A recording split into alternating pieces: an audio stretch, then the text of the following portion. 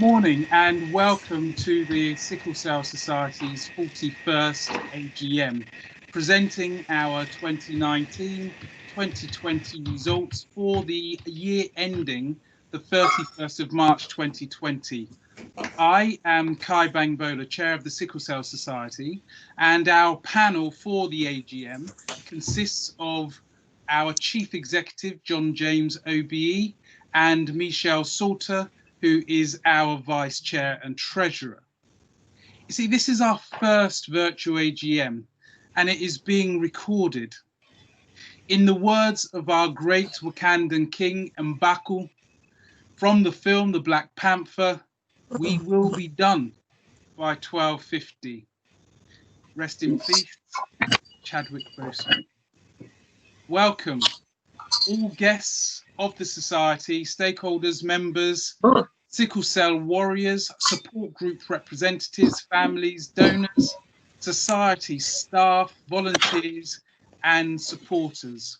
I welcome you all to this, our 41st annual general meeting.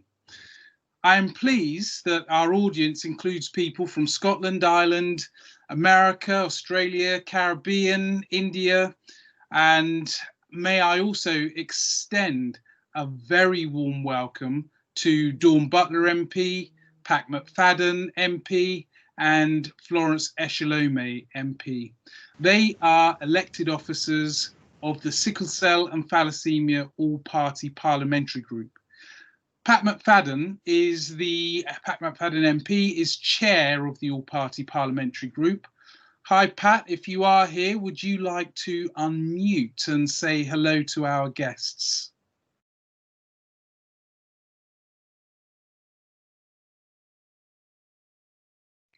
If Pat isn't here, if we have Dawn Butler, would Dawn like to unmute and say hello to our guests? Hi. That's fantastic. And if Florence is here, of course, you have an opportunity to do likewise. I'm joining the Sickle Cell AGM now on Zoom. Can you believe it? Okay. So I've got to go. Fantastic. Thank you so much. Thank you very much. Bye. Fantastic. And I'm sure all of our MPs will be here with us throughout our AGM and the parts that happen thereafter. I'd like to thank those MPs who are pleased to have your support and your commitment. And I would like to thank everyone for registering and signing in. You are, of course, all very, very welcome. The Society's AGM is usually followed by a patient education day. This will happen, but at a separate meeting entitled COVID-19 Forum, and this will take place on the 11th of September 2020. The panel will consist of clinical advisors and includes a psychological perspective. At this, there will be plenty of opportunity to ask questions, including medical questions. As the agenda for this meeting states, we will conclude this meeting with the questions and answers, after which I will call the 41st AGM to a close, and then we will have a special Emanuela Amuta award. And then I will close the meeting with a vote of thanks. The question and answers consists of pre-submitted questions strictly about the annual report presented and our performance in 2019-2020 as a financial year. We will have aggregated those questions into groups, and you can also ask questions in the chat. So get your minds going and think of those questions, get those fingers tapping. All questions will be answered, and those that we do not get to in the time available, we will answer after the meeting. This is an unusual situation as I present from my home in Surrey because of coronavirus as a pandemic. The 40th birthday annual general meeting may well have been a decade ago.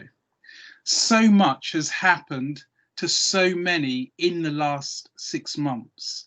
We've had lockdowns, test, track, trace, calls for action on BAME inequalities, George Floyd's murder, and Black Lives Matters. For any here that have lost a loved one during this time, for any reason, for absolutely any reason, you have my sincerest condolences.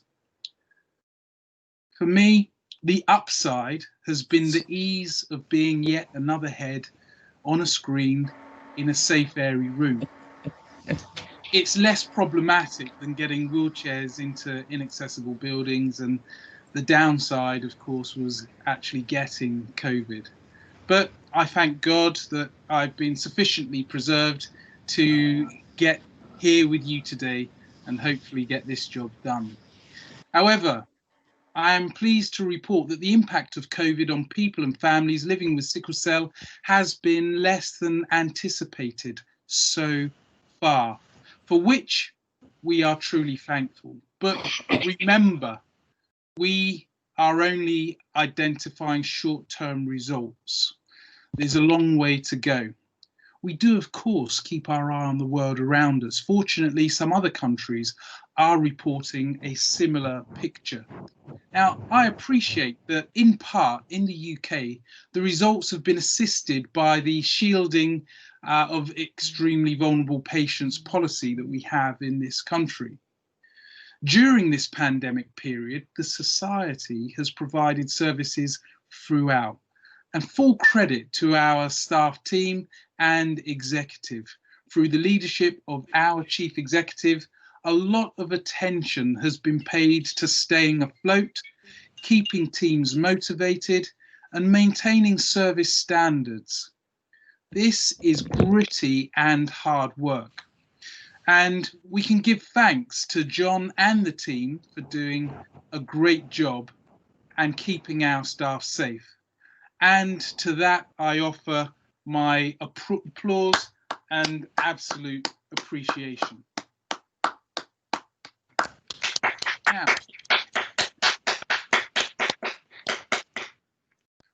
we show a strong performance to the end of March 2020, but it comes with the caveat as it includes grants secured for the refurbishment of the Society's office. Suffice to say, in these troubling times, we must continue to operate prudently and with care. Matthew, slide 2, please. Anyone tweeting today can do so on hashtag SCSAGM20. That's all one word. Again, hashtag Sierra Charlie Sierra Alpha Golf Mango 20. All one word. Now, having completed our welcome, may I now officially start our AGM. Slide 3, please, Matthew. The AGM convening notice was circulated amongst members by letter and posted on our website on the 11th of August 2020. Your packs include the agenda, minutes of the 40th AGM and the 2019-2020 report and finance statements, typically referred to as our management accounts. As we begin the AGM, I'd like to take this opportunity to thank PFK Littlejohn for their independent financial audit of our accounts and their audit management letter. Apologies and absence. Apologies were received from Ganesh Sathyamurthy. We wish him a very speedy recovery. Resolutions. There are no resolutions this year for the chair to put to our members. Board member recruitment. Now, let me assure you, we have many interesting and caring people associated with the Society, and we have always been blessed with committed people that volunteer, that give their time free of charge away from their families and their workplaces, in this selfless pursuit of supporting a great community of 15,000 people in the UK with the lifelong genetic condition that is sickle cell disorder. There are a further 380,000 people with sickle cell traits in the UK. Some of our board members are themselves living with the condition, doing hard work in fundraising and directing the society. At which point it gives me great pleasure to introduce our two new Board of Trustees, Mr. Nathan Hepburn and Mr. Shubi Asoba. These are two phenomenal additions to our board, recruited by open recruitment process. Mr. Asoba is founded in commercial law and Mr. Hepburn is senior in public health. Mr. Asoba, would you like to unmute and say hello to our guests? Hi there, everyone. Lovely to join you. Thank you. And also, likewise, Mr. Hepburn, would you like to unmute and say hello to our guests? Hello, everyone. It's a real pleasure to be here and to be able to assist the society in its really, really important role. Thank you, both of you. Now, we have no outgoing trustees this year, but we very much look forward to welcoming back our trustee, Cherie Hall, who was instrumental in organising our very successful 40th anniversary fundraising gala ball. We welcome her back as she comes to the end of her sabbatical. At this point, I would like to bring in John James OBE, our Chief Executive at the Society, to give thanks to the work of one of our patrons, Professor Dame Elizabeth Anyonwu. Over to you, John. Thank you very much, Kai, and can I extend my welcome to everybody who is joining our annual general meeting today. So good morning, welcome. I just briefly wanted to share with the audience that many of you will know our patron Dame Elizabeth Anyonwu, who has also been the chair of our fundraising group for a number of years. She has decided to step down only a few weeks ago from her role as fundraising chair. She'll continue to be our patron, but I wanted to take this opportunity on behalf of the board, on behalf of the staff, volunteers and all of her friends to say a very, very big thank you to Elizabeth for the work that she's done as our chair of the fundraising working group. She has been a giant in terms of moving our fundraising efforts forward. We thank her, we love her, and we're delighted that she'll be continuing to do all of her good work as our patron. Thanks, Kai. Thank you very much for that tribute. Thank you, John. May I have slide 4, please? And I'd like to also thank Elizabeth Anyonwu for all the work that she's been doing. And team, really great job to everybody. Minutes of our last meeting. Please take your minutes and let's go through them and see if they accurately reflect last year's annual general meeting. Page 1, any comments in relation to material accuracy from anybody? Page 2, any comments in relation to material accuracy from anybody? And the final page, page 3, please.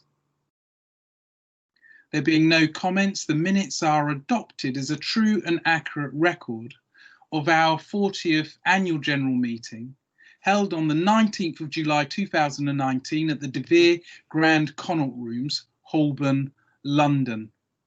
Matters arising. There being no matters arising, can I take slide 5, please, Matthew? The annual report of the Board of Trustees. Turning to the document, the report and financial statements in your packs, anyone that wants to see how the Society is organised can easily do so. Allow me to quickly take you through what's presented in that document. At the opening page, it's great to see the contents. At pages 1, 2 and 3, you can see all the folk directly involved in the Society's activities. Our president, our illustrious patrons, including Elizabeth Anyonwu, the Board of Trustees, the staff. Then these pages move into our organisational profile, and then we identify our medical and scientific advisors. The Trustee Report from page 4 offers a detailed insight into the organisation's activities in the past year, but it begins with explaining in detail what sickle cell disorder is as a condition, and it also schedules the Society's key objectives. Drawing attention to page 6, the joint statement of the Chair and the Chief Executive, be aware that it has been a challenging financial year in which we stayed within a deficit-controlled budget. But the outturn is a solid surplus of £78,614 by the end of March 2020. As stated earlier, the strong performance comes with a caveat, as it includes grants secured for the refurbishment of the Society's office. Though we have gently turned the ship around, making consecutive years of surpluses, except for 1 year, these surpluses have been small. So we mustn't forget that we are still in perilous times and we must tread with extreme care. 2019-2020 income is a record high at 754,000. Our previous highest income was 679,000 in 2007. But this was just before the global economic downturn of 2008. There will be more detail on the Society's finances shortly from our Vice Chair and Treasurer, Michel Sauter, in the Treasurer's Report. For my part, may I thank the staff and supporters, members, donors and volunteers for their continued support and hard work for the Society. In the meantime, demand for our services remains very, very high, when ability to generate income is the lowest that it's ever been. The leadership team must remain top of its game in order to steer us through these difficult times. At the bottom of page 6, we present our coronavirus concerns and ongoing impacts. In the Society's 40th year, despite the COVID catastrophe towards the end, this has challenged businesses, charities, and our public services alike. The Trustee Report at pages 9 to 19 confirms that we achieved a great number of things during this 2019-2020 year, including the publication of the updated Sickle Cell Disease and Childhood Clinical Care Standards, and the Children's Holiday 2019. You can take a look at what children and their parents' feedback is at page 10.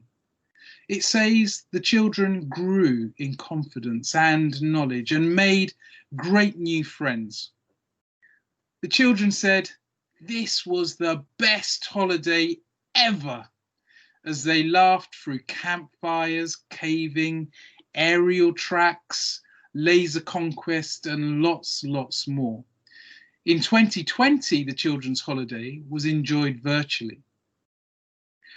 Also, we had a very successful 40th anniversary celebrity-packed fundraising gala ball hosted by Chizzy Akudolu.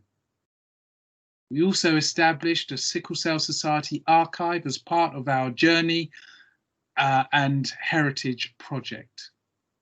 We spoke at many events raising funds and sharing awareness. Just contact info@sicklecellsociety.org if you would like us to speak at your events. We were involved in the National Health Service Haemoglobinopathy Service Review, operationalising the network of specialist haemoglobinopathy teams, haemoglobinopathy coordination centres, and National Haemoglobinopathy Panel. Try saying all that without your teeth in. Now, the Society's ongoing work to bring forward new treatments and cures continues apace, and research just continues and is ongoing. We deliver the National Health Service blood and transplant programmes for blood donation. Our programme is called South London Gives. We published End the Blood Tax, an investigation into the impact of prescription charges for those living with sickle cell and thalassemia through our role as Secretariat of the Sickle Cell and Thalassemia All-Party Parliamentary Group. You can see this at page 14. Also through the All-Party Parliamentary Group, we gave support to our national armed forces in safeguarding soldiers with sickle cell trait, following the death and injury to 5 soldiers during training in November 2019. We have continuing collaborations with the King's Fund and GlaxoSmithKline through their Leadership Development Programme. We were internationally commended for our coronavirus guidance and advice pages that reside on our website. And we had 1,700 inquiries on our helpline, 628 by telephone and 1,070 by emails. Looking forward, COVID, Black Lives Matters, the current recession, all as Brexit looms large, means the writing is on the wall for medium and long-term turbulence and challenge. We will need to show resilience to weather these storms.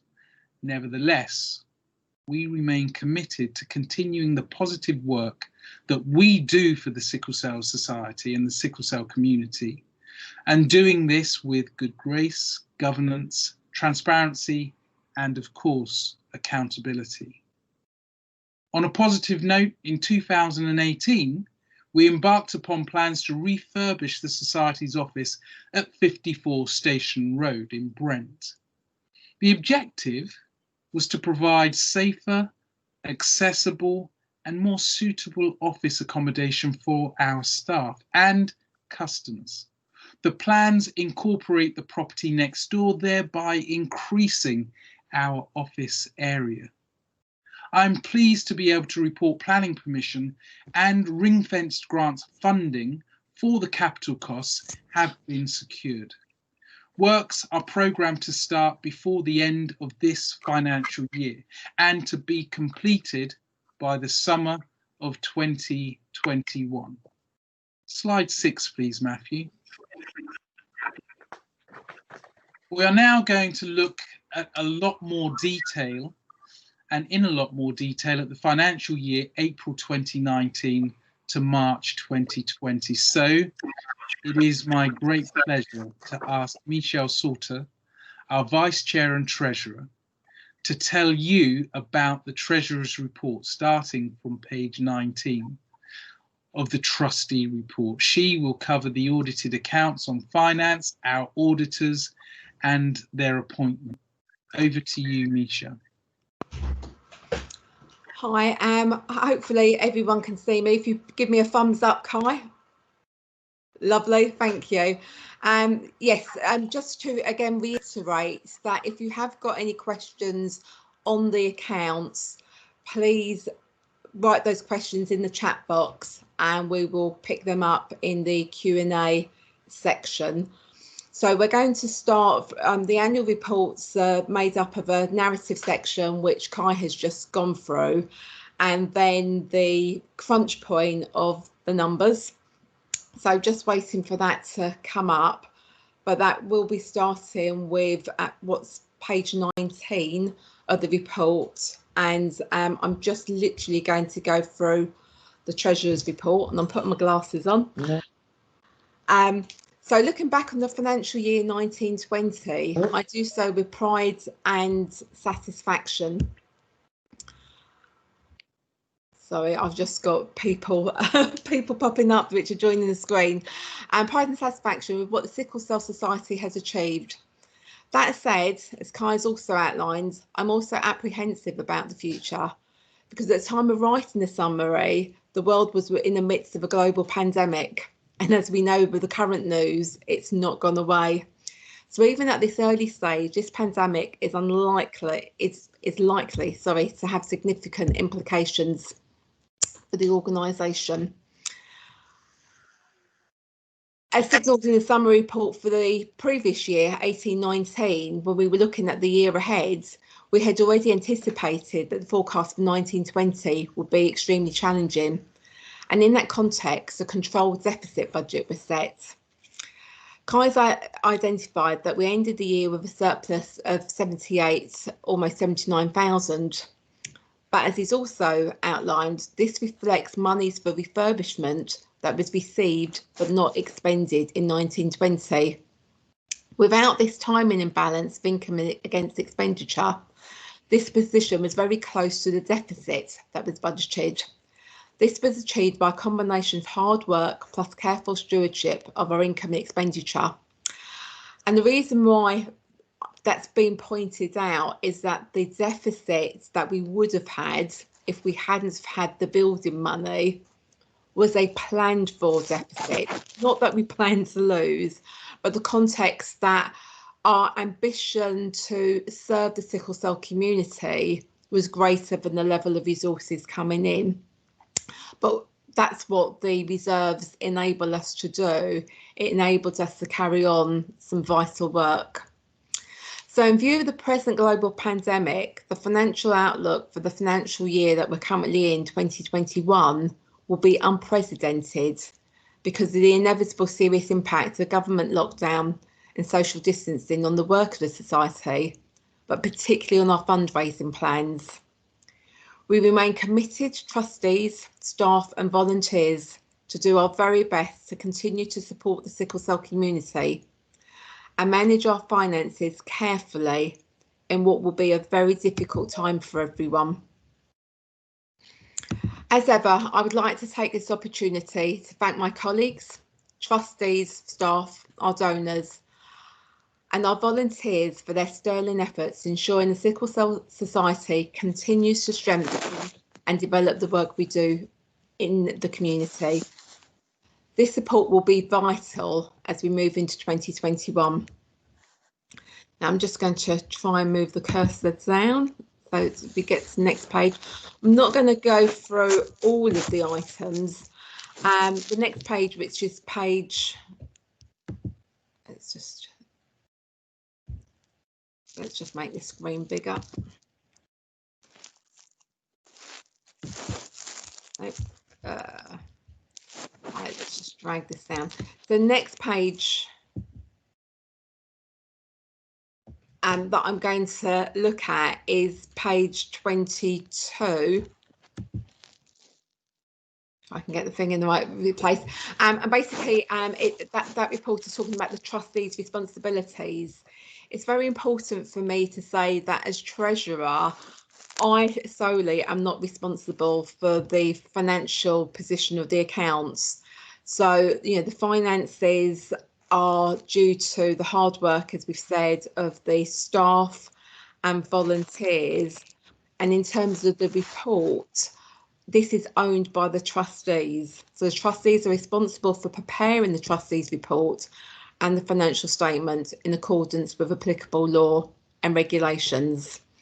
Then preparing these accounts, the trustees are required to select suitable accounting policies and apply them consistently, make judgments and accounting estimates that are reasonable and prudent, like whether applicable UK accounting standards have been followed, subject to any material departures disclosed, explained in financial statements, and to prepare the financial statements on the going concern basis, unless it is inappropriate to presume that the charity will continue in business. So again, just to highlight that it's not just what we say as trustees, although that's important. This information is then audited, and I'm trying to move to the next screen. So Matthew, sorry, if you can, I'm having difficulties moving to the next page. Yeah, that'd be grand. So this, so the next page is the independent auditors report to the members. So it's basically everybody who's joined us today at our AGM. And in the auditor's opinion, we have audited the financial statements of the Sickle Cell Society for the year ended 31st of March 2020, which comprise the financial statement of financial activities, the balance sheet, the statement of cash flows, and the notes of financial statements, including a summary of significant accounting policies. In their opinion, the financial statements give a true and fair view of the state of the charitable company's affairs as at that date, and of its income and resources and application of resources for the year then ended. They've been properly prepared in accordance with UK GAAP, and have been prepared in accordance with the requirements of the Companies Act. So the reason why this page is important is actually before the purpose of the AGM is for the membership to approve the accounts. So although there's shared responsibility for the trustees in preparing the accounts, we actually need the members to approve. So again, Matthew, if you can move on to the next page for me, that would be lovely. I'm just waiting for. So, oops, hang on 1 second.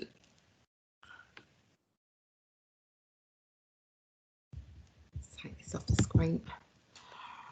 Right, so again, the next page is also saying that it looks at the annual report aspect, which Kai has just outlined, and is saying that although that information isn't audited per se, what's been stated is consistent with the annual accounts.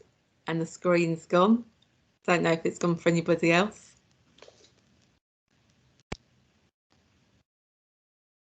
Yes, it has, Michelle. That's fine. I shall read from my iPad, which I have prepared here. Sorry for exposing the top of my head. So I am now looking, well, still on page 23. So again, the auditors talk about their processes, and most importantly, they say we have nothing to report in respect to the following matters to which the ISAs require us to report to you. So basically what they're highlighting here is that they haven't found anything of concern. So the trustees' use of a going concern basis of accounting in the preparation of financial statements is not appropriate. So they didn't find that. And the trustees have not disclosed in the financial statements any identified material uncertainties that may cast significant doubt about the charitable company's ability to continue. So again, it's a double negative, which is saying that they have found no concerns.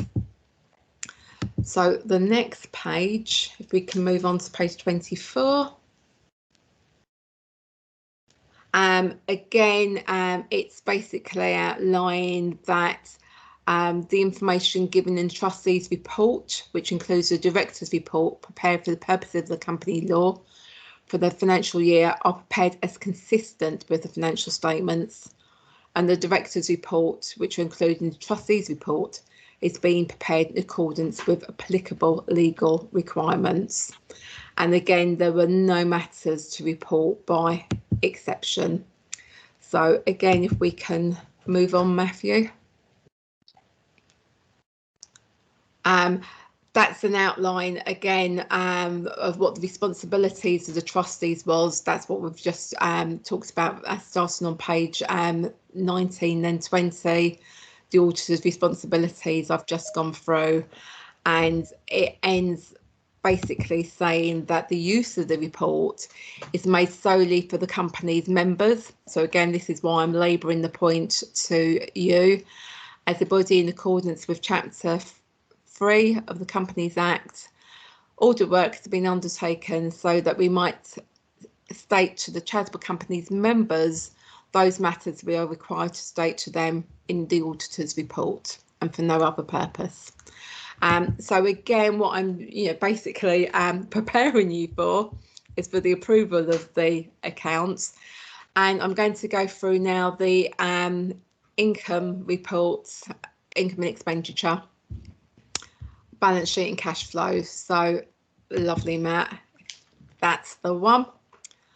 Okay, so this report is for the period which commences 1st of April 2019 and ended 31st of March 2020. It identifies the first couple of lines, the income, and it's split between unrestricted funds, so that's where the society has complete discretion as to how these funds are dispersed, and that was 479,000. And then restricted funds, almost 274,000. So restricted funds are really grants and contracts where we don't have a say as to what that money is spent on. We do obviously have discretion as to how that work is conducted, but not for the purpose.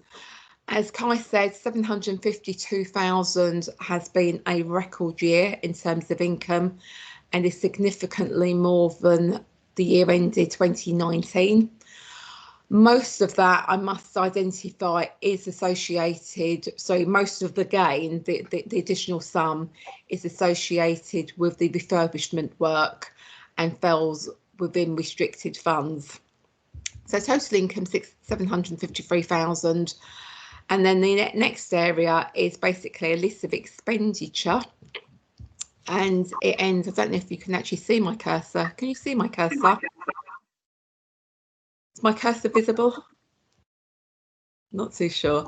But total expenditure, again, unrestricted expenditure was 469,000, restricted expenditure 206,000, and those two together is 675. So that's where we have a slight surplus because our income was less than our expenditure. But as I've identified, about 121,000 was for refurbishment work, which has been carried forward into the new financial year.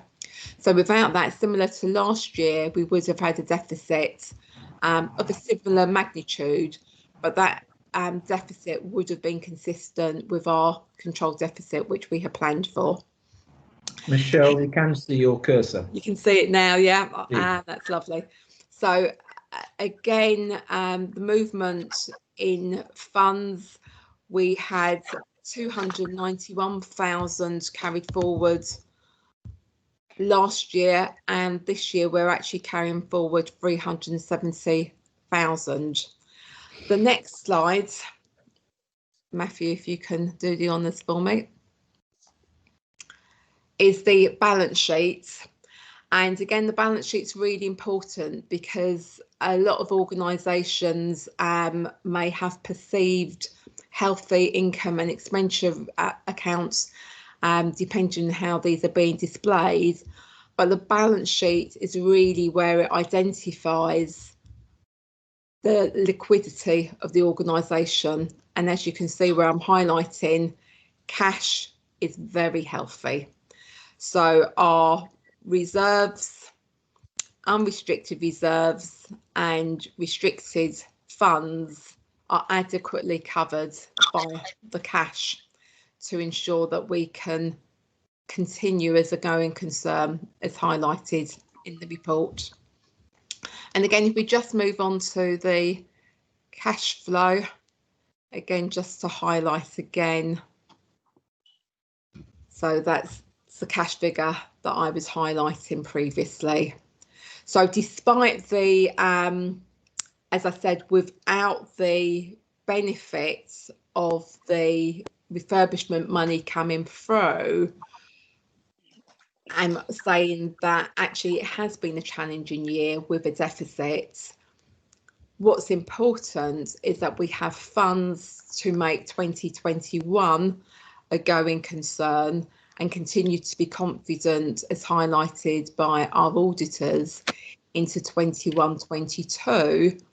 But it won't be easy, is what I really want to highlight. So again, we still have a great deal of dependency on all of our supporters, and particularly because of the constraints going forward around community activities like, you know, marathon runs taking place, gatherings taking place, break and sale events taking place, that, you know, we actually need the support of our members and friends of members more than ever. That's kind of really where I want to pause. I say pause because this is the point, I think, where Kai, as the chair, is going to invite the members to actually approve the accounts. So I'll pass over to you, Kai. Thank you very much, Michelle. John, do you want to take over this bit? Well done.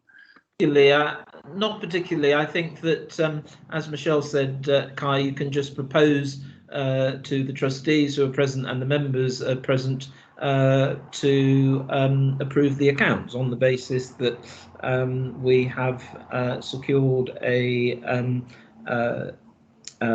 surplus position of £79,000. Michelle has ably explained the reasons for that, and also explain the liquidity of the organisation when you look at the balance sheet. So on that basis, it's merely proposing it to the members and the trust board to agree and confirm. Trustees, assemble. Do you approve our accounts as Michelle has just gone through? Hands up. Lovely. Job done. Back to you, Michelle. Sorry, I think I need to ask the members to approve. The members as well. It's trustees and members as well. Members present, do you approve the Society's accounts as Michelle has just gone through? Okay. Lots of virtual hands up. Thank you, everybody. Fantastic. And back to you, Michelle. Yep. So the next item is appointments of the auditors. And many of you will recall that for many years now, we've had BDO as our auditors. This year, we've actually had a new appointment. We were aware that the cost of auditing was changing. We went out and had a competitive tender process. We shortlisted for interview, I think it was 3 or 4 organisations, and the successful firm of accountants which were appointed was PKF Littlejohn. I'd like to thank BDO, particularly Julia Poulter and Michael Catalico, for their support in previous years and also for a smooth handover.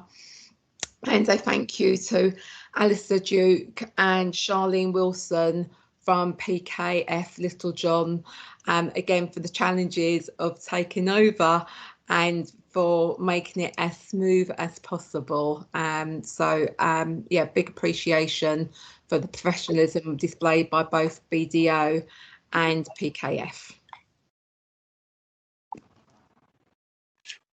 That's it for me. Is it back to me, Michelle? It is, Kai. Okay. Well, fantastic. Matthew, if you could give me slide 8, please. And whilst you're doing that, I'd just like to thank Michelle. I think that's been a great exposition of our accounts, our balance sheet, our cash flow. And at the same time, see, I really like numbers. And now they're fixed for posterity and nicely approved.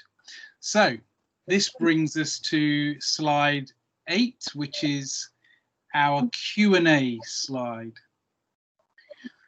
I would now like to reintroduce our panel members. We have John James, OBE, the Society's Chief Executive, and we have Michelle Salter, our Vice Chair and Treasurer, and myself. Our virtual format today has enabled us to be able to gather questions that have been pre-submitted to whichever extent. But those questions will focus on our annual report and performance. So we're pleased that we've got some questions. They will be asked, but I've also put on the chat that you can ask questions about how the Society can help you, as well as how you may be able to help us as a Society. So again, get your fingers tapping, and let's begin with our first question. Kai, it's John here. We had a written question, and I think we said we'd give priority to written questions that were submitted in advance. We had one from Malcolm Alexander, who I think is present today, and Malcolm is the chair of the Patients Forum for the London Ambulance Service. Malcolm's question has the introduction by ambulance services in England. So this is not a London issue. This is about ambulance services in England of their ambulance response program. So they've set some targets to respond speedier way to people living with sickle cell or having a crisis, which is supposedly to get a better and faster response. And the question is, is there any evidence that this new ambulance response program has been making it both faster and better in terms of response for people who live with sickle cell? So that's a background and the question. So has the ambulance services response program, which they've introduced in England, providing a better response for people with sickle cell crisis? The target was 18 minutes, by the way. So that was the question, and I guess I know Malcolm is present today. My response would be that there is no formal or anecdotal evidence that suggests across England that it has improved. There may be individuals who can vouch it's improved, and there may be individuals where they've experienced certainly a negative response. But what I would suggest is that perhaps the ambulance service should get some data and information to demonstrate whether or not for sickle cell this ambulance response program is having any effect. So I think my answer, Malcolm, is put the onus on them to demonstrate what evidence that they can show that this is having an effect.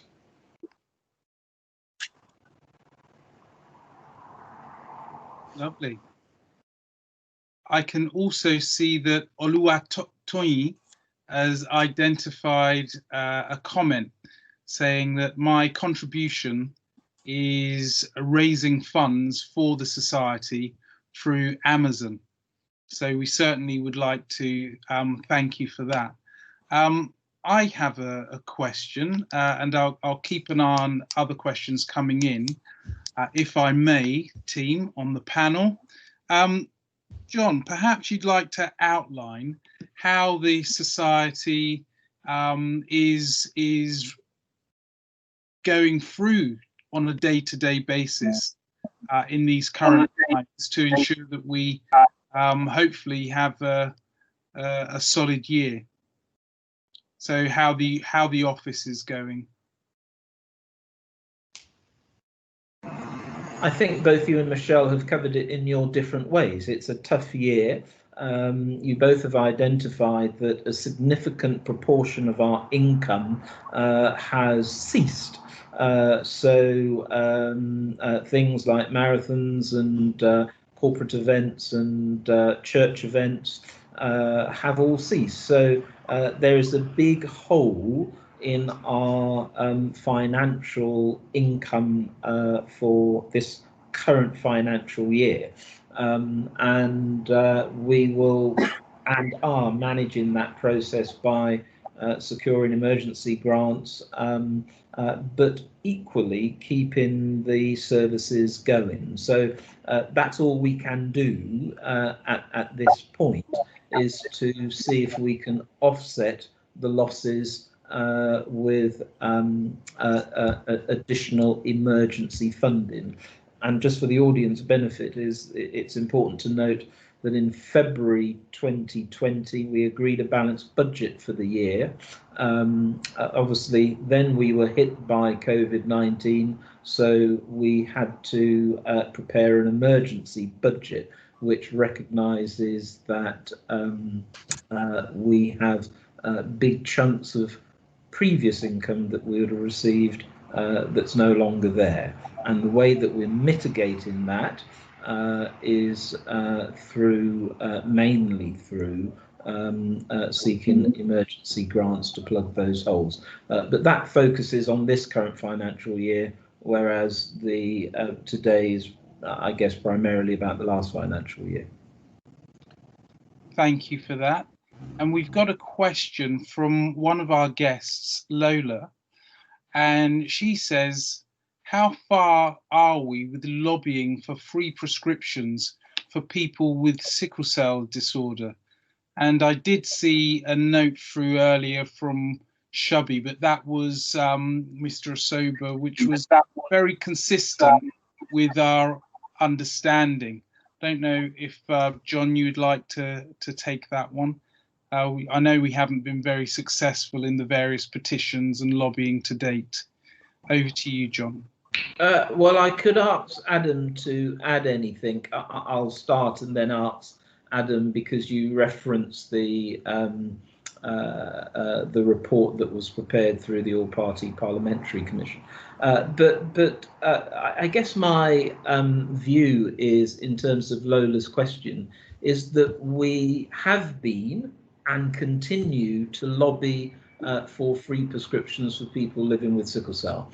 So be under no mistake that lobbying has been going on for a long time. My personal view is that the Treasury have shut the door on this, and it's the Treasury who are not going to open this up. That doesn't mean we shouldn't continue to lobby, and we're not lobbying by ourselves. We're lobbying with other organisations as well. So be assured that lobbying continues. The most recent petition, so there have been several petitions that we've been part. The most recent one has been turned down. But as I say, my own view is that has something to do with the Treasury's position, which I believe is exacerbated by the fact that the costs associated with the COVID subsidies that they've made through furlough and business subsidies. So I mean, my honest answer: we must continue, but it's a long haul. But I'll stop there and ask Adam if he wants to add anything. And Adam, whilst you're coming in, keep asking your questions on the chat. Relax if you're listening, but if you get your fingers tapping as quickly as possible, hopefully you'll get your questions answered. It's best to ask early than towards the end when we'll be out of time and we'll have to respond outside of the meeting. So get your fingers tapping if you have any questions. Okay, over to you, Adam.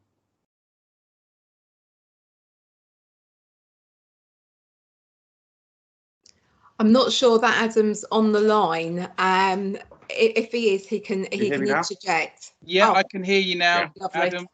Yeah, John is right. Charges. So Janet Oh, Dabney, wait. the vice chair of the APPG, she tabled a question to Matt Hancock in the Commons, and he basically said that he'd look into it. So we've got that as a way, but ultimately we're also part of an umbrella group called the Prescription Charges Coalition, which basically looks into fighting for all long-term conditions.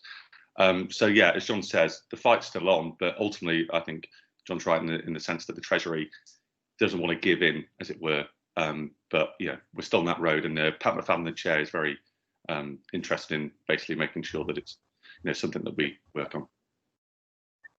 Thank you very much, Adam. Kai, sorry, before leaving that point, just to again echo both John and Adam, and in your introduction, Kai, you actually introduced the various MPs which have joined us today at the AGM, including Pat McFadden MP, and again to say that our presence on the all-party parliamentary group for sickle cell and thalassemia has given us a direct input to the legislators, and the Pat McFadden and his colleagues are very supportive of free prescriptions for sickle cell and thalassemia. So we have support within Parliament, and we continue to lobby. But as John had said, because of the financial implications, obviously there is some resistance as well from the Treasury for that to take place. But we do have support, and we'll continue to push that support and to widen that support. Thank you, Misha. I must say, great teamwork on the answer to that question. Well done, everyone. And I'm now going to ask Sandra Oliver's question, which is an excellent one. And essentially, Sandra says, this is the first time that I'm hearing about the ambulance service initiative. How was the information circulated across the UK, and how is it being monitored? Well, I think that goes to my question, Sandra, and glad you could join the annual general meeting this morning. So we know you are a regular attender. And what I was saying to Malcolm is that the onus on this is with the London Ambulance Service, because I'm not sure Malcolm is aware of it from his role as chair of the Patients Forum for the London Ambulance Service, but we don't know how they have communicated this. I don't think they've done it through charities such as ourselves. And B, I think the onus is on them to provide evidence that the response time programme has had any positive effect for people who live with sickle cell. So I'm answering the question in the sense, Sandra, saying that this is not one that is for us, but through Malcolm's good offices, and Malcolm is very well known. I've known Malcolm for many, many years outside of the Sickle Cell Society, and I'm sure he's listening and will take these points back, not only through the London Ambulance Service, but to ambulance services across England.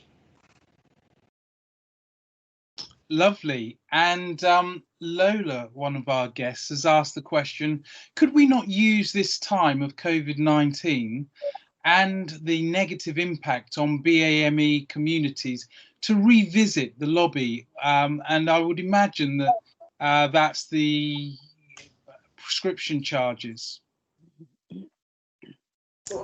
I think I've said that we are continuing the battle. It doesn't stop. And actually, I have to say, I make no political point here, but the government's response to the impact of COVID on the BAME population hasn't been one that has been particularly wonderful and effective. So here we are in a situation, of course, we need to make the point, but don't forget this was a government who tried to suppress a report about the impact BAME population. So don't be fooled by the fact that further lobbying and the impact will of itself necessitate the Treasury or politicians enabling change. Fantastic. And Dawn Butler echoes. Sorry, Kai, just to also Yeah, add that Dawn Butler MP, she's just left to join Prime Minister questions, but she added a comment to say that she can confirm that there is the one I was just going to do in Parliament, and will continue to push for this. So that addresses basically the point raised about continuing the need to lobby. Exactly that. And we thank Dawn Butler for coming to our AGM. And as you can see, everybody, we've got fantastic commitment and support from that lobbying source. And that's its precise purpose, to be able to have a voice in the corridors of Parliament, identifying and advancing our objectives and needs for our as a patient organisation for our patients. Now we've got another very helpful comment from Oluwatoyin, which is essentially some further and betters, and she says the society can be registered on Amazon Smile. I think we may already be, but I'm to be guided as a charity. So we register as Amazon Smile, and she just confirms that means that a Smile account, anyone with a Smile account, 0.5% of their shopping will automatically be donated to their chosen charity. And Oluwatoyin has kindly put the link to Amazon for that registration. So I just thought I'd convey that to you. Does anyone like to comment further? I just want to ask Noah to comment, because thank you for that feedback. It's one that we know, but let's ask our fundraising officer to comment, because there are other platforms beyond Amazon Smile that are equally helpful to us. So let's see if Noah's on the call. Noah? Hi, hello.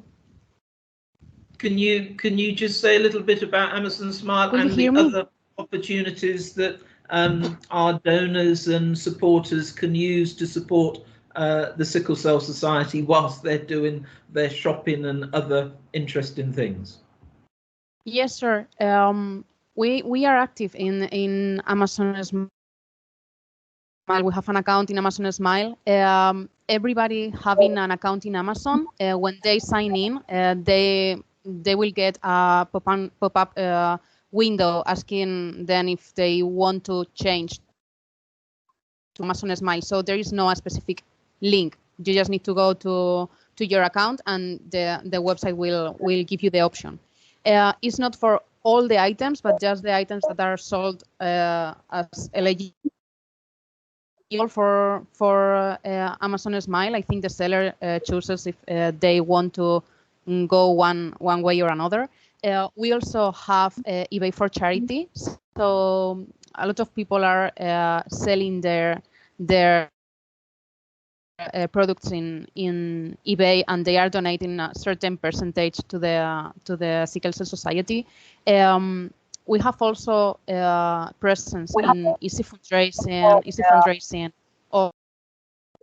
or Give As You Live, all these websites that are arising now with options to donate to the charity of your choice while you are doing your shopping, your grocery shopping, your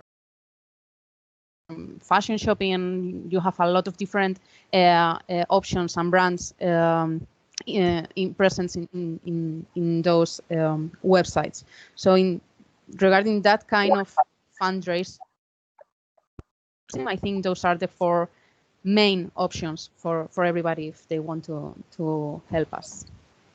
You have more details in any case. Matthew did a section of this day-to-day fundraising in the website. Thank you very much, Anoa. So as you can see, we are totally on it, and Anoa has provided an extra 3 different areas around which we raise funds. Our team always punch well above their weight, and I'm pleased that we've been able to assure Oluwatoyin of the issues as regards Amazon. I'm going to just take the next question that has arisen. Prince, one of our guests, says, what link exists between the all-party parliamentary group of the sickle cell and thalassemia with the rare diseases cross-party group? Now, just do a quick click.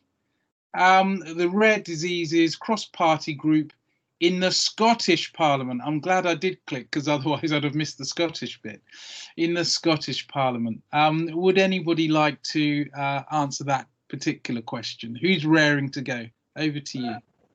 It's John here. Thank you, Prince. Again, it's always useful to have Prince. Usually you answer finance question, Prince. So this is a new one.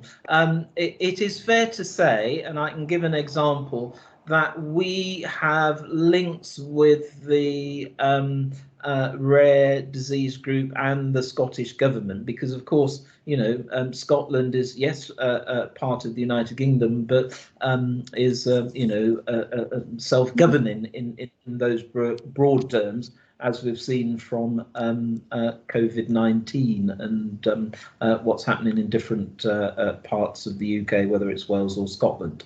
And I'll give you an example.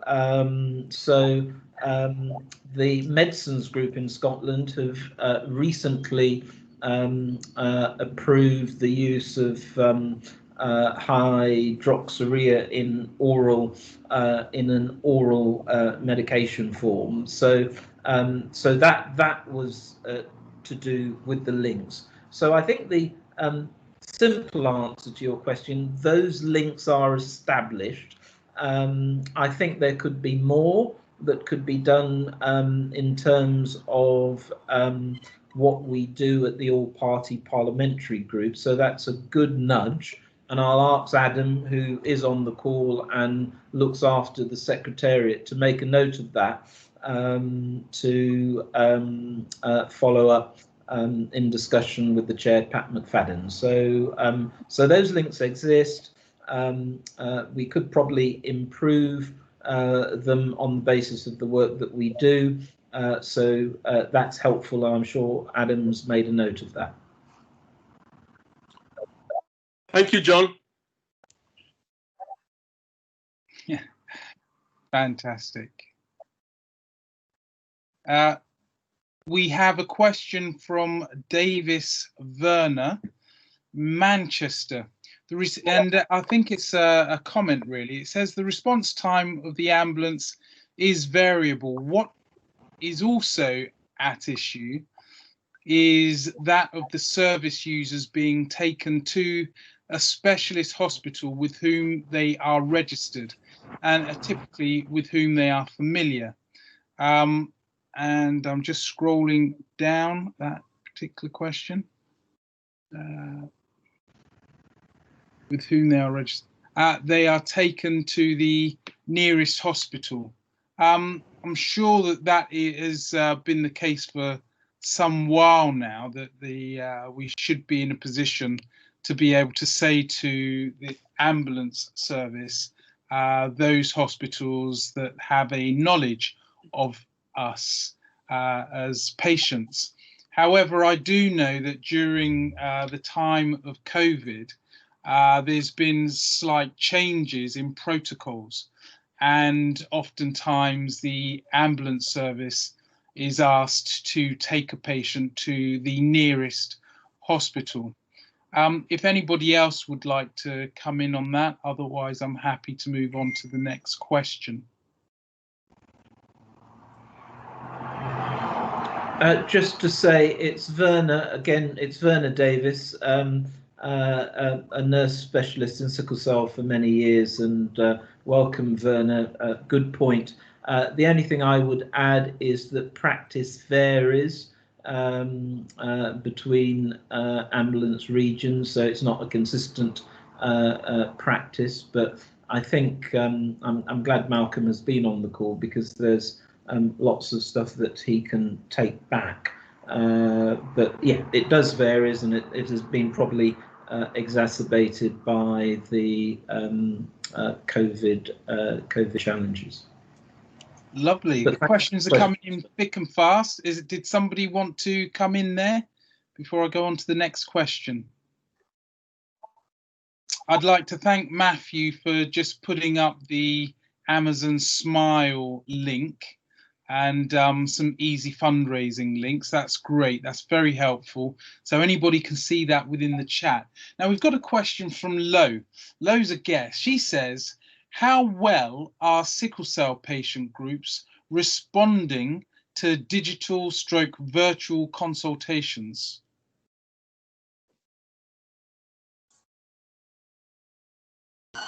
It's John. I'd like Matthew to respond, because Matthew's worked hard, and we have been responding digitally. I don't know if Matthew can hear me, but from my perspective, it has been withheld, and we'll flag it up later, but we've held 2 live Q&A sessions with our medical advisors about the impact of COVID-19 on people living with the condition and the effect on their families, which were very well received. And in addition to that, there are staff members on the call who have used virtual technology to take forward aspects of their work. So many of them are on the call. So if any of them want to add to that question, they're welcome to.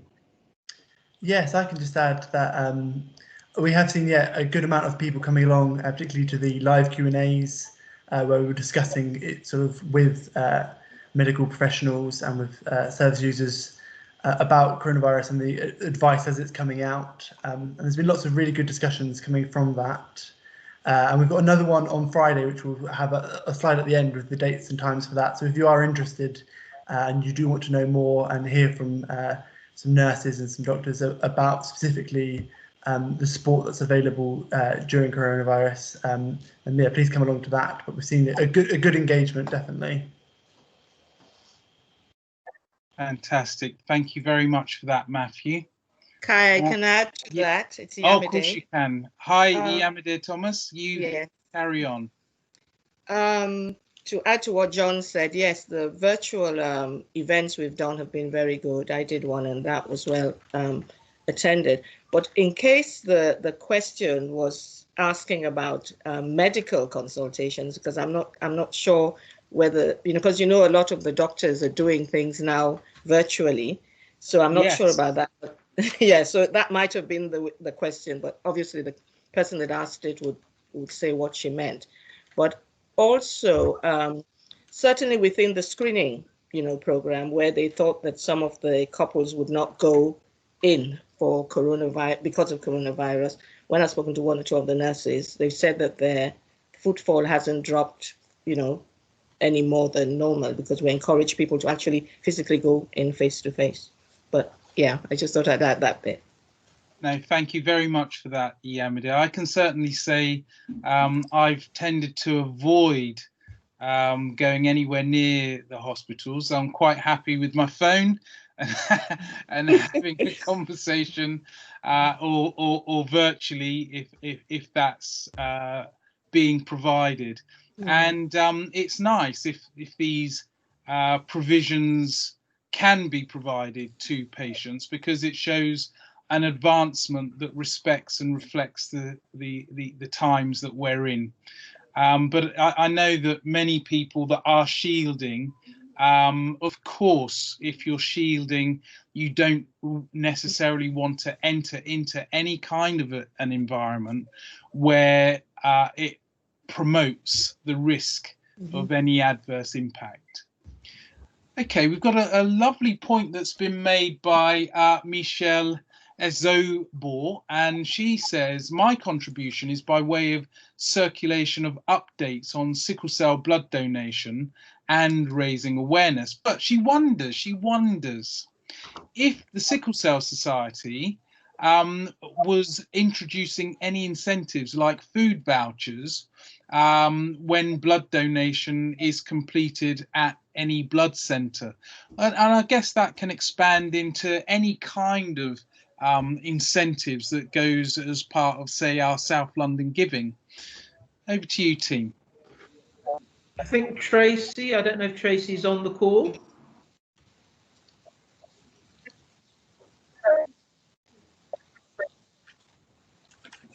Tracy, can you hear me?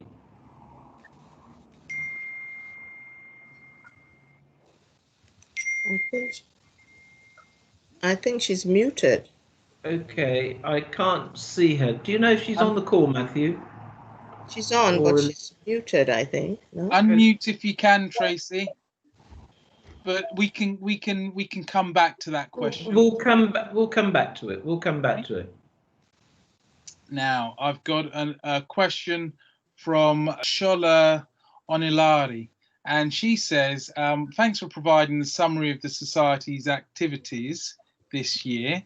I would appreciate if you could expand on the particular work the Society has carried out on this year with pharma companies.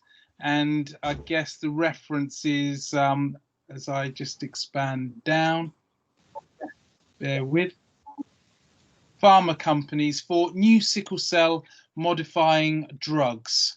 So we do a lot of work with pharma companies as experts in terms of our patient experience with the various trials that are carrying on. But John has a great oversight, even though many of us are involved in that. So perhaps I'll hand this one through to John, who's got a fantastic wide overview of the various research projects. But I guess this is specifically with regard to sickle cell modifying drugs like crizanlizumab, Velexator. There's some great names out there. Over to you, John. Thank you, Kai. Well, some of the audience who have been at our previous AGMs will know that we have been working very closely with the industry, with the pharma industry, over a number of years. And the purpose of that is not only for involvement in clinical trials, but those clinical trials were related to the introduction or possible introduction of new disease modifying treatments for sickle cell, of which there haven't been any for over 30 years. So the last one approved by NICE effectively was hydroxyurea in the 80s. So the good news, to answer Sola's question, is that two companies that we've worked with from the very outset, are now at a stage where the National Institute of Clinical Excellence are considering the appraisal of their disease-modifying treatments for possible agreement in the UK. There's still work to do because it won't. I don't think the final decision will be made till probably November or December of this year. But there are two. Those two drugs are crizanlizumab. So it's on occasion I don't have my teeth in all the time. So Crizan for short is being appraised. It hasn't been approved. It has gone through successful trials. It hasn't been approved yet. And the other one is Velexator. So those two are currently being considered in appraisal terms by the National Institute of Clinical Excellence. So that's an example. But let me say the but is there is a whole new pipeline of additional new therapies being considered, some earlier in their stage of development, some further forward.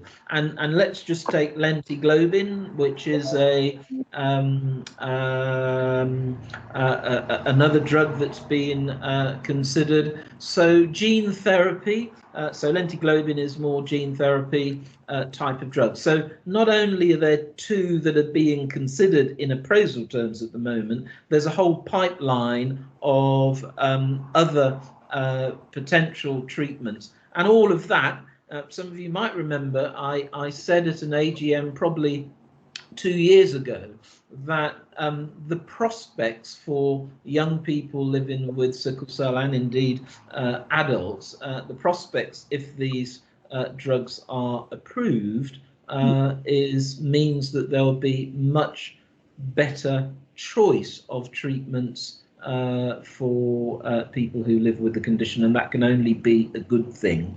So what we don't know is what the NHS view will be on the affordability of those new drugs compared to efficacy. So there's still ground to go, but we're very proud as an organisation, having worked with industry and the two companies who at least have got these two near the finishing line. They're not over it, so let me be clear, they're not over it, but they're near the finishing line if the National Institute of Clinical Excellence agrees and approves those appraisals.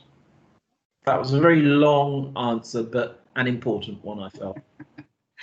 It might have been long, John, but it was a lovely answer. You know, as I keep saying, my favourite is Valexitor, and that used to be called GBT 440. But you've identified lentiglobin, but we also have stem cell therapies that are coming forward, which is more of a cure. And that's fantastic as well, because if anyone asked me as a child, would you like a treatment or would you like a cure? I'd go for the cure. And we also have gene therapies that are coming through. So it's very useful to get an appreciation that we're working very, very hard with these various organisations, whether that is the National Institute of Clinical Excellence, whether it is the National Institute of Health Research, whether it is the European Medical Agency, so on and so forth, drug companies from around the world. And this is necessary at this point in time, even though it is difficult with COVID, which has kind of delayed some of the activities in these trials, etc., and their advancement. We just keep pushing because we appreciate that it is somewhat of a disgrace to have a condition where there has been no new treatments for over 30 years. And even if you go back to 2000 or 1910, essentially the treatment was drink plenty of water, endure the pain, take some pain relief. And for many people, that hasn't changed much since. So this is somewhat exciting times.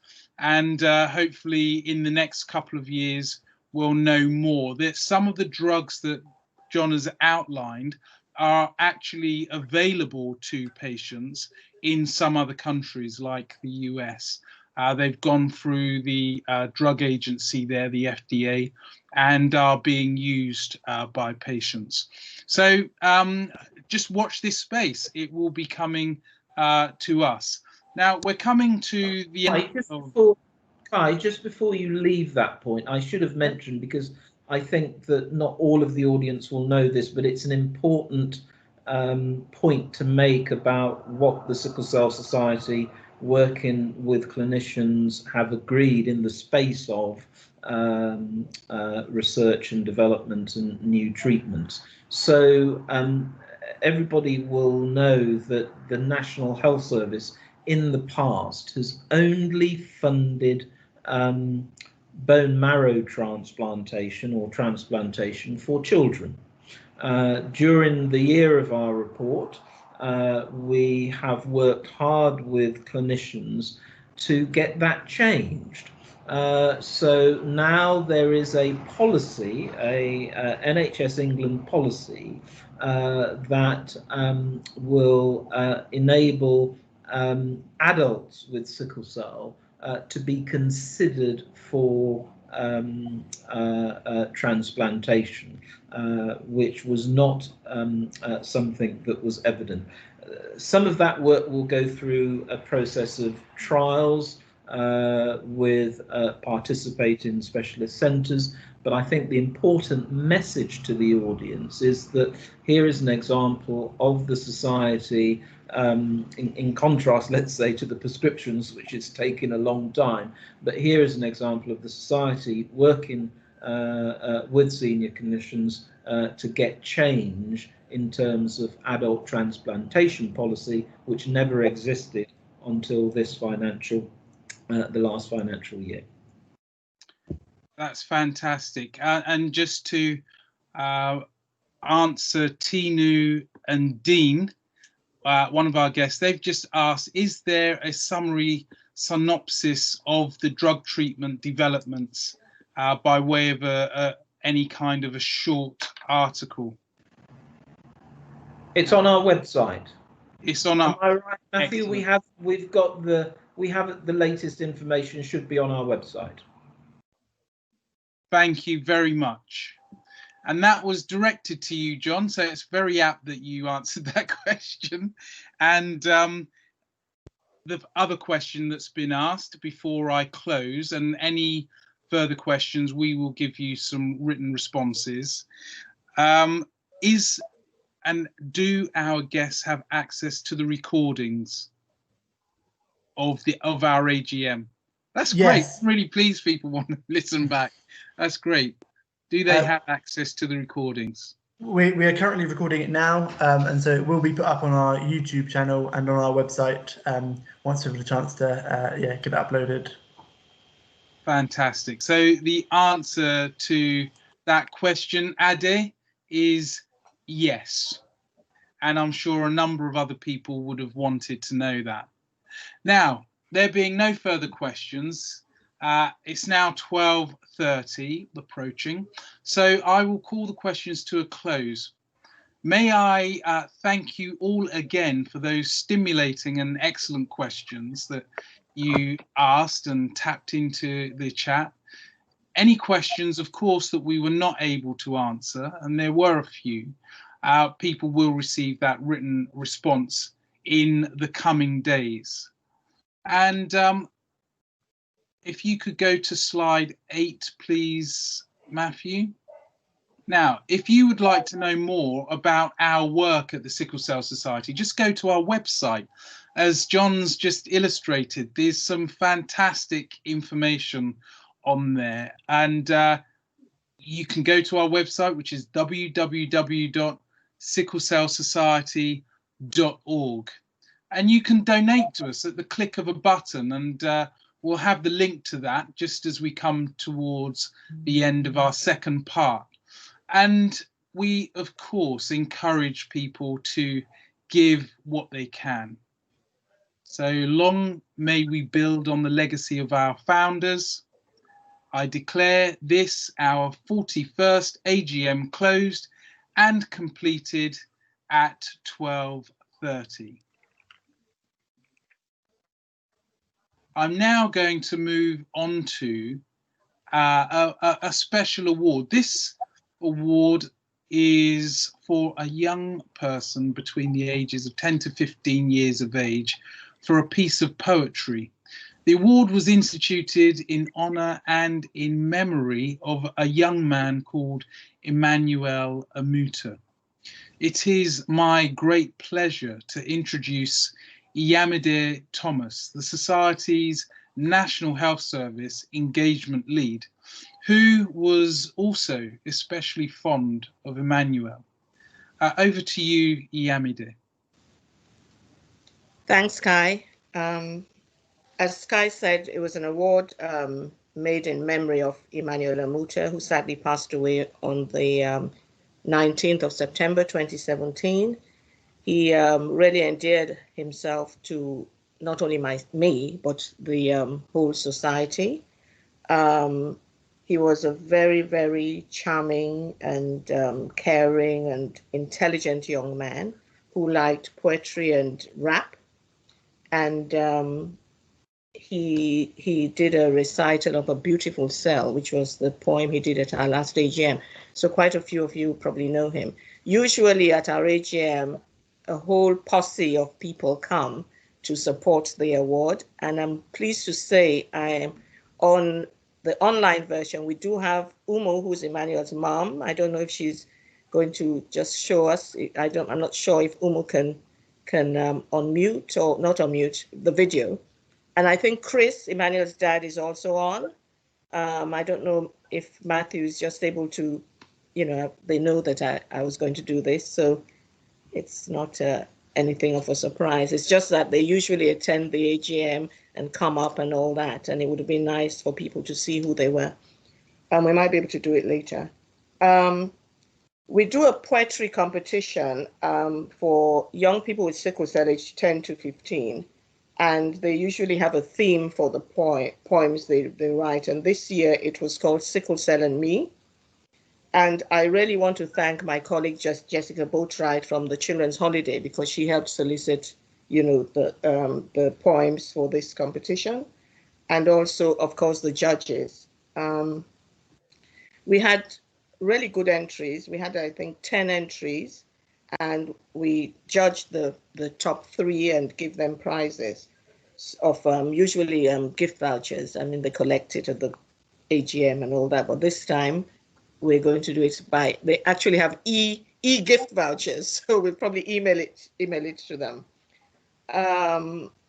What will happen is the winning poems could go on we usually print it in our newsletter, and possibly on our website this time, because, as I said, they were very, very good quality poems. And, at least that would be evidence that when they become celebrity poets, we'll say they saw it on our website first, right? The winners of the 2020 Emanuela Muto Poetry Award as follows. The first prize goes to Ariana Adepide, and that's for her poem, which she entitled The Sickled Warrior. I'm hopefully going to be able to read that. Ariana's parents are also on. In fact, they asked the last question. Tino and Dean, they were Ariana's parents. They knew she'd won, but they didn't know she'd won first prize. So they're probably jumping up and down now. So she won the first prize, and I assume she's at school, but obviously the good news will be taken to her. So she's won a £50 voucher for her poem, The Sickled Warrior. The second prize goes to Zoya Spence for Sickle Cell and Me. That's for a £30 voucher, which will be sent to her. And the third prize goes to AC in Nikwi, and hers was Sickle Cell and Me, and she gets the £20 voucher as well. I think I'm Kai. So, and you also said the winning poem was very good. So I'm going to read The Sickled Warrior to people, if I can see. Sorry. The Sickled Warrior. Sickle cell does not mean I have to live in a lonely shell. I can flourish and prosper like a jingling bell. I can be amazing like no one can tell.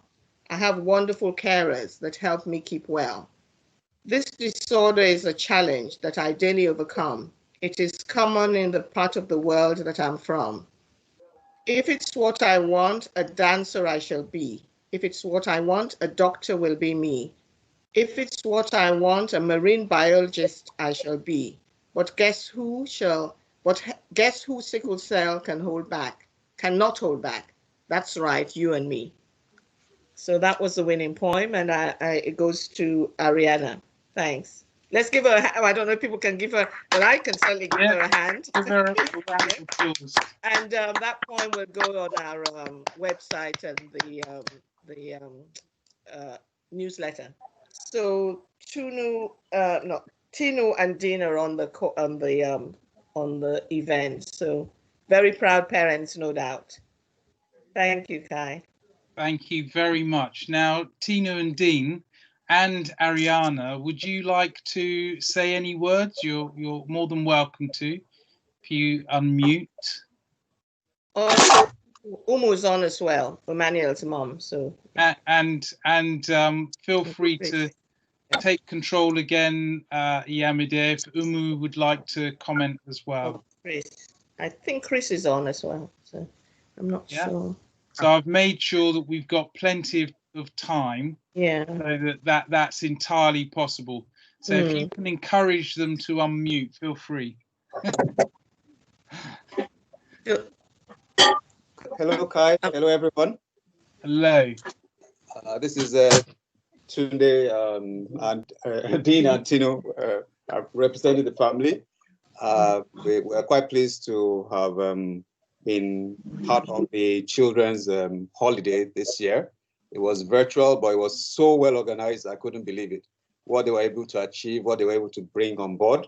That was the first outing of Ariana to actually link up with other patients or other people who also had the condition.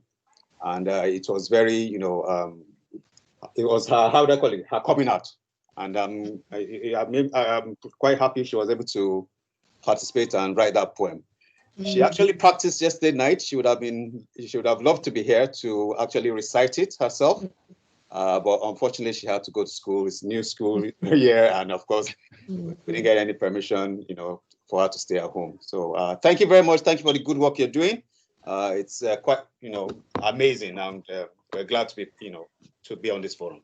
Thank you very much. Thank you. Thank you. You'll be very happy to know she's the first.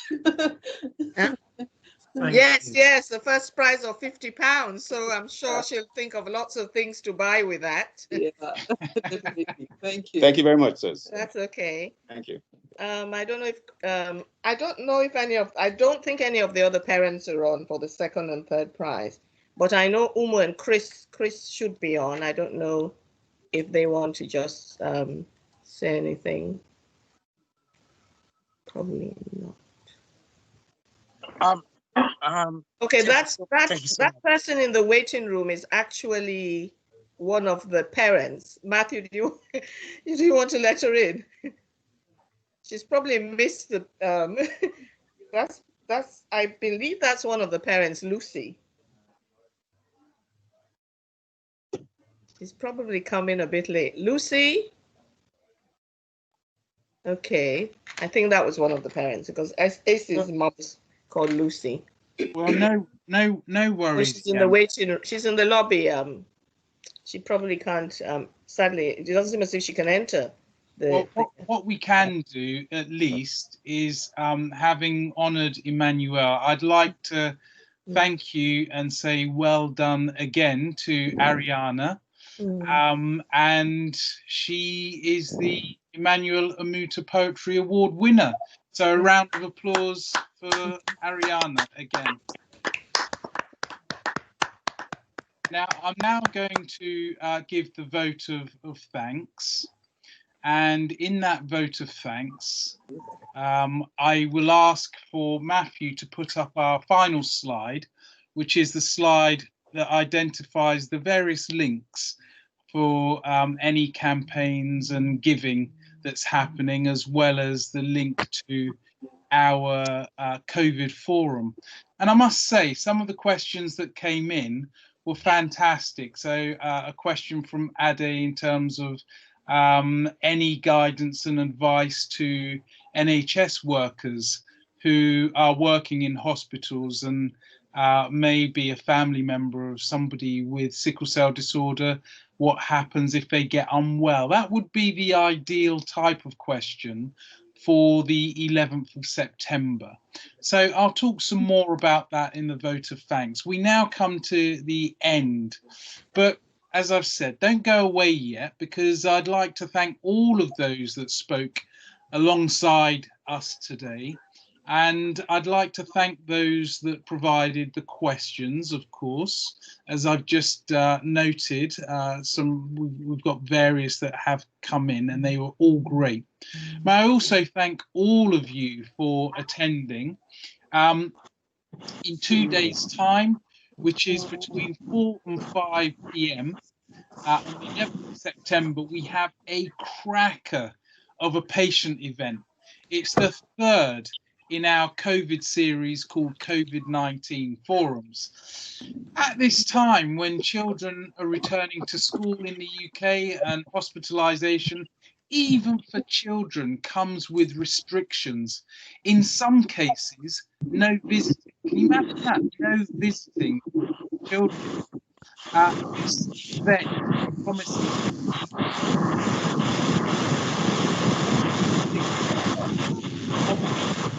and you see that on your screen. Matthew will put that up, but it's if you go to our website, www.sicklecellsociety.org /live Quanda, Quanda, so LIVEQANDA/ go to that link and you will be able to find out more about that particular event. In the chair will be a proper host, our very own John James OBE. Now, a very seasoned person as regards anything to do with coronavirus and COVID-19 as a pandemic and its impact on people living with sickle cell disorder, Kawasaki syndrome, T cells, inflammatory markers, coronavirus advice and guidance. That's John's bag. As our website at www.sicklecellsociety.org, John James is a mine of information, and he will be joined at the event by patients and clinicians as part of the audience, and that's not even to mention those that are going to be on his panel. So this will be an event that is well worth attending. Ladies and gentlemen, although this was free of charge, it was not free of cost. May I remind everybody that we are a charity. The Sickle Cell Society is a charity, as Michelle outlined earlier, and we rely on donations to survive. On this final slide, you will see those links to make donations. Please feel free to pledge either in the chat or give what you can. And I thank you all for giving generously and for your generosity. Please remember to renew your membership and keep promoting our work, as it helps us to help those that need our support. Now, from my panel, I would like to ask, are there any final words? So that is John and Michelle. Would you like to say anything? Over to you. Just a big thank you for everybody who have logged on to our annual general meeting today. Really incisive questions, and on behalf of the staff of the Sickle Cell Society, to say thank you for all your support. It really is much appreciated. We couldn't do what we do without your support, so we thank you, and I'm glad that you were able to join us today on this virtual annual general meeting. Thank you all, stay safe, and hopefully you'll log on for our COVID and sickle cell event with our clinicians on Friday. Thank you. Cheers, John. And Michelle, would you like to say a few words? Well, thank you to the members for approving this year's accounts. Principally, it's a financial report, but I do want the last word really to be that the finances are important because of what it allows us to do. And I've just noticed a comment around asking for more Black donors, and it's really important. I mean, part of our role is awareness raising, and we do that with South London Community Gives, but obviously with this national forum, I'd like the last word to go to please, if you're not already a donor and you're able to do so, please consider blood donations or talk to your friends and colleagues about this important aspect of keeping those with sickle cell safe and well. Fantastic, Michelle. And great job, Matthew, in terms of these are kind of interesting times that you want your whole Zoom experience to be one that is somewhat straightforward and uninhabited by problems. And we've come to the end of our AGM. So I would just like to thank you and thank everybody for attending, and stay well, stay safe. Blessings to you all, and goodbye. Thank you. Bye. Thank you. Thank you. Goodbye, everyone. Thanks very Bye. much. Bye-bye. Bye. Bye, everyone. Bye. Thank you. Bye. Thank you.